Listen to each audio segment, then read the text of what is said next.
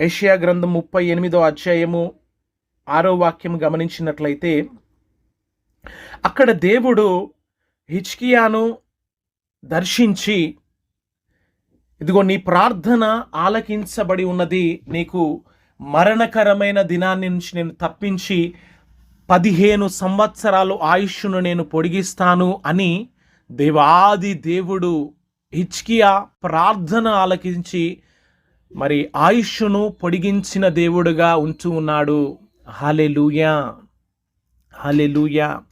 అంత మాత్రమే కాదు, మొదటి సమూయేలులో హన్న కుమారుల నిమిత్తము ప్రార్థన చేసినప్పుడు తను కన్నీరు కార్చి యెహోవా సన్నిధిని విజ్ఞాపన చేసి ప్రార్థన చేసి తనను దేవుని సన్నిధిలో కుమ్మరించినప్పుడు మొదటి సమూయేలు 1వ అధ్యాయము 17వ వాక్యములో, అంతట ఏలి, నీవు క్షేమముగా వెళ్ళుము, ఇశ్రాయేలు దేవునితో నీవు చేసిన మనవి ఆయన నీకు దయచేయునుగాక అని తెలియచేస్తాడు. ఆమెన్. మరి ఈ రోజున నీ జీవితంలో నీవు ఏ ప్రార్థన చేస్తూ ఉన్నావో, ప్రార్థనలను ఆలకించే దేవుడు మన ప్రభువైన యేసుక్రీస్తు వారు. ఆయన ఎదుట చేసిన ఏ ప్రార్థన కూడా ఏమాత్రము నిరర్ధకము కాదండి. ప్రతి ప్రార్థనకు ఆయన జవాబుదాతగా ఉంటూ ఉన్నాడు. ఏ ప్రార్థన దేవుడు అలక్ష్యపరచడు, త్రోసివేయడు.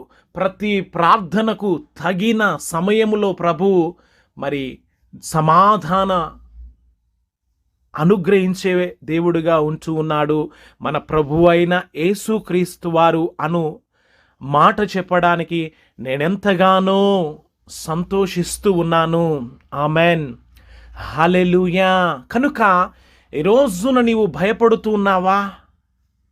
నీకున్న సమస్యను బట్టి, నీవు పోరాడుతున్న పోరాటాన్ని బట్టి, ఆర్థిక సమస్య కావచ్చు, అనారోగ్య సమస్య కావచ్చు, నెమ్మది లేని సమస్య కావచ్చు. అయితే ఎదుగో జకర్యా ప్రార్థనలను ఆలకించి, భయపడకు జకర్యా, నీ ప్రార్థన వినబడి ఉన్నది అన్నట్లుగా దేవుడు ఈ రోజున నీ ప్రార్థన ఆలకించబోతూ ఉన్నాడు. Praise the Lord, hallelujah.